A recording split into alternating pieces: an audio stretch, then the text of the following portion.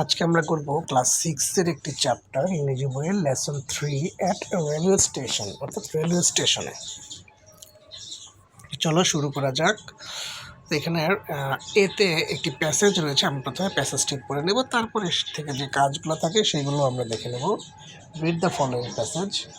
My friend Sajjad and I were sitting at the railway station. আমার বন্ধু সাজ্জাদ এবং আমরা রেলওয়ে স্টেশনে বসেছিলাম। I came to see him off. আমি তাকে বিদায় জানাতে এসেছি। See off মানে বিদায় জানানো। Sajjad was going to Dhaka to his elder sister's house. Sajjad ঢাকাতে তার বড় বোনের বাসায় যাচ্ছে। It was very crowded in the station. স্টেশনে এটা খুব ভিড় ছিল। There was a long line of people at the ticket counter. Ticket কাউন্টারে মানুষের একটা লম্বা লাইন ছিল। A woman was standing in the queue. সারিতে বা লাইনে একজন মহিলা দাঁড়ানো ছিলেন। কিউ মানে লাইন বা সারি। She was holding her child's hand tightly. তিনি তার বাচ্চার হাত খুব শক্তভাবে ধরে রেখেছিলেন। Group of young people was talking loudly and drinking tea in front of a tea stall. একজন লোক খুব উচ্চস্বরে কথা বলছিল, লাউডলি মানে উচ্চস্বরে, এবং একটা চায়ের দোকানের সামনে চা পান করছিল।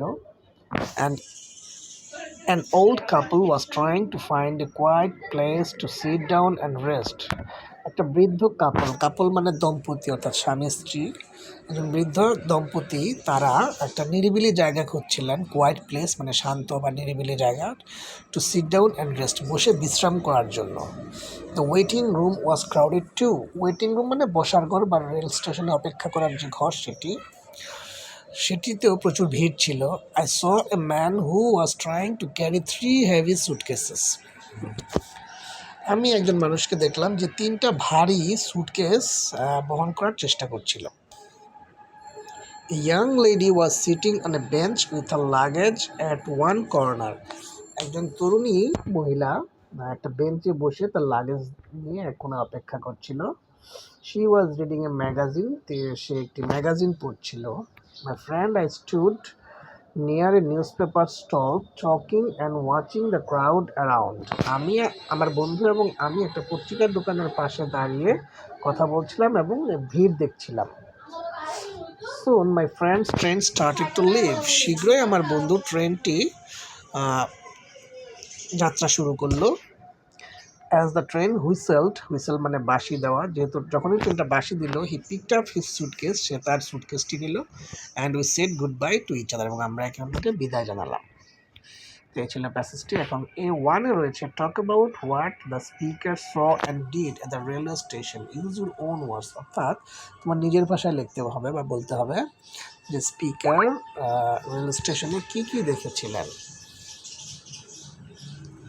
এবং কী কী করেছিলেন সে নিয়ে কথা বলতে বলা হয়েছে। তো আমরা দেখেছি যে বক্তা তারা রেলওয়ে স্টেশনে দেখেছিলেন। তার মধ্যে জিনিসগুলো হচ্ছে সেখানে অনেক ভিড় ছিল, স্টেশনে অনেক ভিড় ছিল। The station was very crowded. তারপর আরেক জায়গায় দেখেছিল একটা মহিলা তার বাচ্চাকে হাতে ধরে রেখেছে।